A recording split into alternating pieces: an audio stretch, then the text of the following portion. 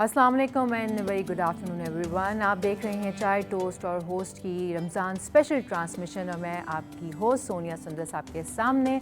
Current जो on going situation है बहरहाल वो हम आपको दिखा रहे हैं। लेटेस्ट अपडेट्स हमारे न्यूज़ चैनल के थ्रू आपको मिल रही है, ऑथेंटिक इन्फॉर्मेशन आप तक आ रही है और लम्हा ब लम्हा जो भी चीज़ होगी वो आपको अपडेट कर दी जाएगी। इस वक्त प्रोग्राम तो शुरू हो चुका है। दिल मेरा ऑब्वियसली उदास है और सिर्फ मेरा ही नहीं, इस वक्त तमाम मुसलमानों का दिल उदास है और इस रमज़ान के महीने में हम सभी को चाहिए कि हाथ उठा के अल्लाह ताला से माफ़ी भी मांगें और दुआ करें कि अल्लाह ताला रहम फरमाएं, करम फरमाएं और ये जंग शंग सब फ़रोग़ दी जाए।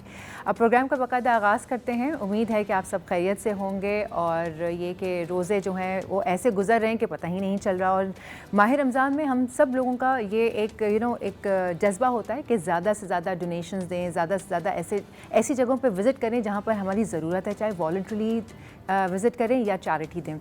और हमारे इस प्रोग्राम में काफ़ी सारे लोग आ रहे हैं और हम उनके थ्रू, इस प्लेटफॉर्म के थ्रू आपसे उन्हें कनेक्ट करवाते हैं। सो आज भी एक ऐसा ही इदारा हमारे साथ है जो कि एक डिज़ीज़ है लेप्रोसी, उसको वो लोग देखते हैं और ये लेप्रोसी क्या है, इस इदारे का क्या काम है, आज हम ये जानेंगे। सबसे पहले हमारे साथ मौजूद हैं मेविन लोबो साहब जो कि CEO हैं MALC इदारे के, और उनके साथ मौजूद हैं डॉक्टर अली मुर्तज़ा साहब जो कि डायरेक्टर प्रोग्राम्स हैं MALCA के। उन्हें वेलकम करते हैं। अस्सलाम वालेकुम, वेलकम टू द शो।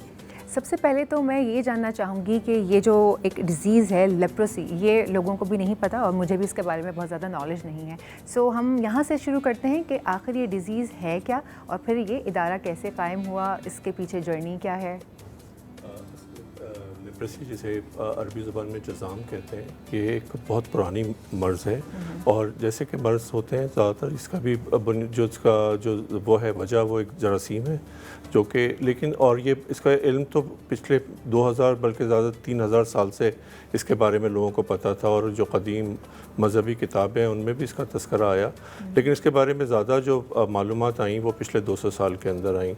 ये एक क्रॉनिक इन्फेक्शस डिज़ीज़ है, ये थोड़ा सा टाइम लेता है, इतनी जल्दी डेवलप नहीं होता और इसका जो सबसे बड़ा जो मसला है इसके साथ कि अगर इसका टाइम पे इलाज ना किया जाए तो ये ज़िंदगी भर की माजूरी और बदनुमाई कर देता है। हाथ पैर का टेढ़ा हो जाना, हड्डियों का गल जाना, और पुराने ज़माने में ऐसे मरीज़ों को जो है वो अब आबादी से दूर भेज दिया जाता था क्योंकि उन्हें लगता था कि ये मर्ज़ क्योंकि एक से दूसरे को लग सकता है, तो इसलिए वो लोगों को होता था कि इन्हें इस मरीज़ों को वो आबादी से निकाल दिया जाए और वो अपनी ज़िंदगी आमतौर पे दूर गुजारते थे। जी बिल्कुल सर, हम ये सिलसिला गुफ्तगू का जो है वो जारी रखेंगे। वक्त हो जाता है एक छोटे से ब्रेक का, ब्रेक लेते हैं, ब्रेक के बाद वापस आते हैं और इस बीमारी के बारे में मज़ीद जानेंगे। Let's take a short commercial break.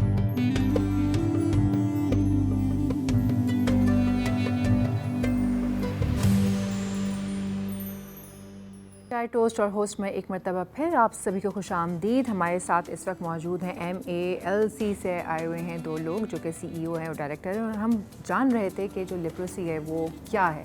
Sir मैं थोड़ा सा इसकी जर्नी पर जानना चाहूँगी कि इदारा कब बना, किसने बनाया, कहाँ से इसकी शुरुआत हुई। देखिए, ये इदारा जो इस्टेब्लिश हुआ था वो 1956 में हुआ था और ये ग्रुप ऑफ रिलीजियस सिस्टर्स थी, उन्होंने शुरू किया था। काम जो मेन शुरू हुआ वो जब डॉक्टर रूथ हॉ, वो जो जर्मन डॉक्टर थी, वो पाकिस्तान में आई 1960 में। काम शुरू हुआ वहाँ पर, तो ये मैक्लॉयड रोड साथ ही है, वहाँ पर बहुत सारे जो पर्सन्स अफेक्टेड बाय लेप्रोसी थे वो रहते थे।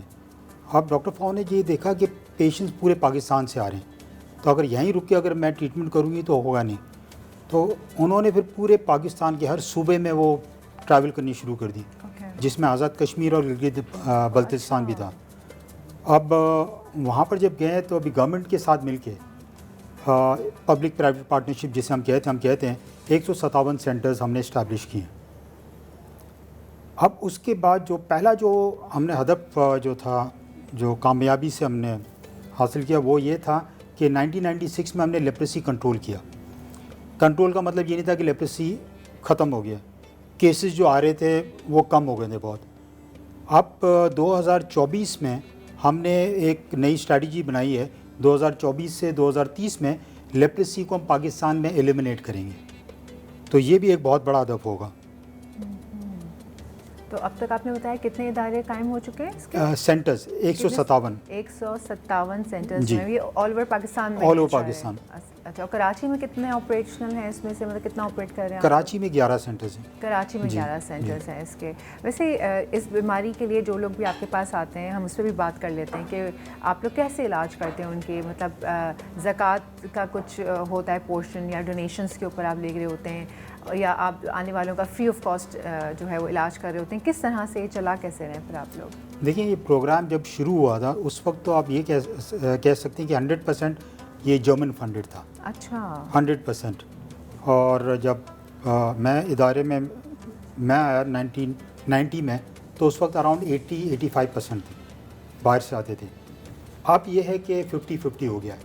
50% हमारे लोकल डोनर्स हैं और बाकी 50% इंटरनेशनल।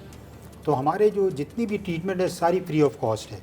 अच्छा। एक और चीज़ मैं आपको बताते हुए चलूँ कि लोग हमारे प्रोग्राम को लेप्रेसी प्रोग्राम समझते हैं, मगर जब हमने 1996 में लेप्रेसी कंट्रोल किया, उसके साथ हमने दूसरी बीमारियों को भी इसमें शामिल किया, जैसा tuberculosis, prevention of blindness, mother and child health और community based inclusive development for disabled. अच्छा, फिर वो मतलब लेप्रोसी तक आप महदूद नहीं रहे, फिर आपने जी। मज़ीद चीज़ों को भी उसके अंदर जी, रखना शुरू कर दिया। बहुत अच्छी बात है। लेकिन आपका जो बेसिक जिसको आप ज़्यादा टारगेट कर रहे हैं वो लेप्रोसी है, या बाकी सारी चीज़ों को भी आपने उसी तरह से देखना शुरू कर दिया है? देखिए, लेप्रेसी तो वो कहते हैं ना, हमारा एक प्लेटफॉर्म है, एक बेस है जी। और लेप्रेसी के लिए आपको स्ट्रक्चर मेंटेन करना पड़ता है। अब पूरे पाकिस्तान में अगर आपके पास 110-120 केसेस आएंगे और पाकिस्तान का रकबा आपने देखा और पॉपुलेशन, तो इसको हम फाइनेंशियली मेंटेन नहीं कर सकते। तो फिर हमने जब TB, prevention of blindness, mother and child health और ये डिसेबिलिटी को लेके आए, तो उसमें हम लेप्रेसी का भी जो काम था उसको भी हम साथ साथ चला देंगे। सही सही।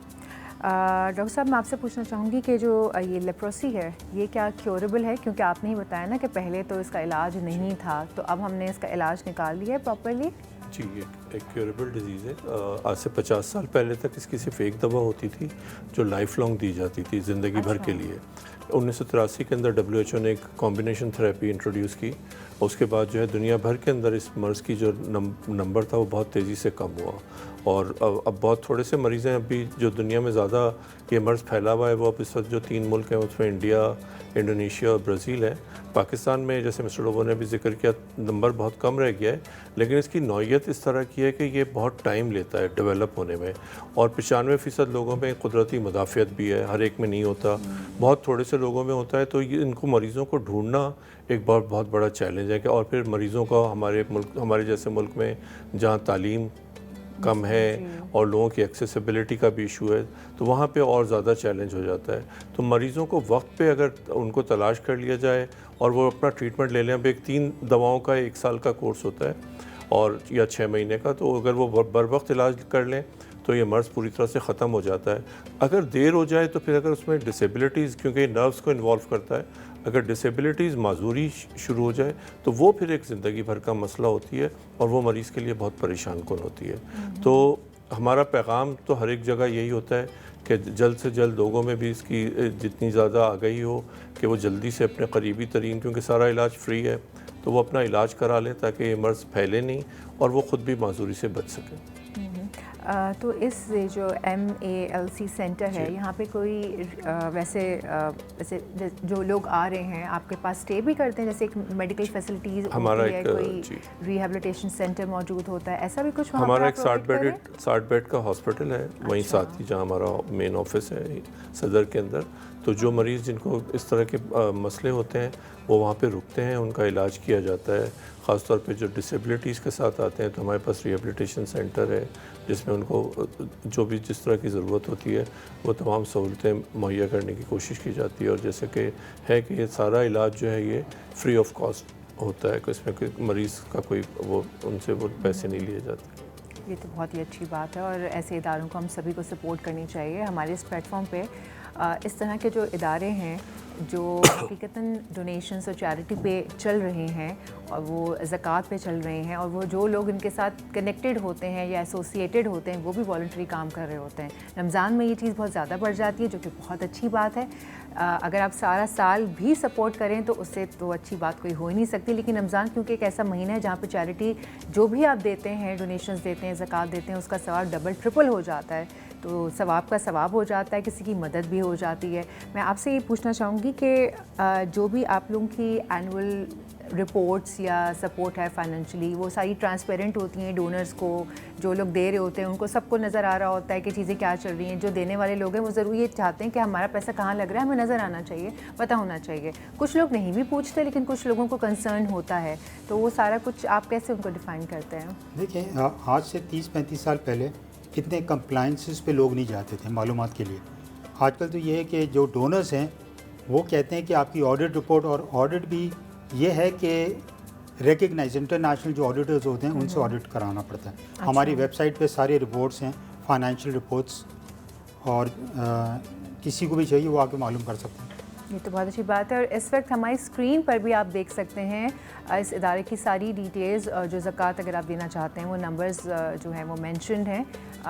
वीडियोस वगैरह भी चल रही हैं, कहाँ कहाँ दे सकते हैं, बैंक्स वगैरह, वो भी सारी चीज़ें अवेलेबल हैं। तो अगर आप चाहते हैं इनसे कांटेक्ट करना तो आप यहाँ पर स्क्रीन पर जो नंबर्स हैं मेंशन, उस पर आप इनसे कांटेक्ट कर सकते हैं। सर, आपने बताया था कि अभी के इसमें आपने डिफरेंट और जो बीमारियाँ, जो डिजीज़ हैं उनको भी देखना शुरू किया है। वो कौन कौन सी हैं? अभी आपने बताया ट्यूबरक्लोसिस भी हैं, वो पाकिस्तान में उनके कितने केसेस रिपोर्ट हो रहे हैं? और दूसरा सवाल मेरा एक साथ में करना चाहूँगी कि आप लोग कैसे आइडेंटिफाई करते हैं कि जो आने वाला है ये इसको ज़कात के ऊपर या डोनेशंस के ऊपर हम इसको इलाज करके इसका दे सकते हैं, और फिर उस मरीज़ की एक सफ़ेद पोश लोग भी होते हैं जो नहीं चाहते कि ये सारी बात आउट हो के हम आपसे फ्री ऑफ कॉस्ट इलाज करवा रहे हैं, तो आप उनका फिर पर्दा किस तरह से रखते हैं? देखिए, सबसे पहले तो ये है कि MELC एक शरिया कंप्लाइंट ऑर्गेनाइजेशन है। हमारे पास मुफ्ती साहब भी हैं। तो वो खुद आइडेंटिफाई करते हैं कि ये जो सपोर्ट है ये कौन इसके मुस्तहिक हैं। मगर हम किसी को ये नहीं कहते हैं कि आपको हम ज़कात से ट्रीटमेंट करेंगे। हम वो सब आपका अपना अंदर के मामला होते हैं, इसलिए कि हर किसी की इज्जत होती है, हम उसे मजरूर नहीं करना चाहते। बिल्कुल। तो वो सारे आप मामलात मुफ्ती साहब और आप लोगों के दरमियान होते हैं, आप लोग खुद आइडेंटिफाई करते हैं पेशेंट को आया कि ये इसका मुस्तहिक है कि नहीं।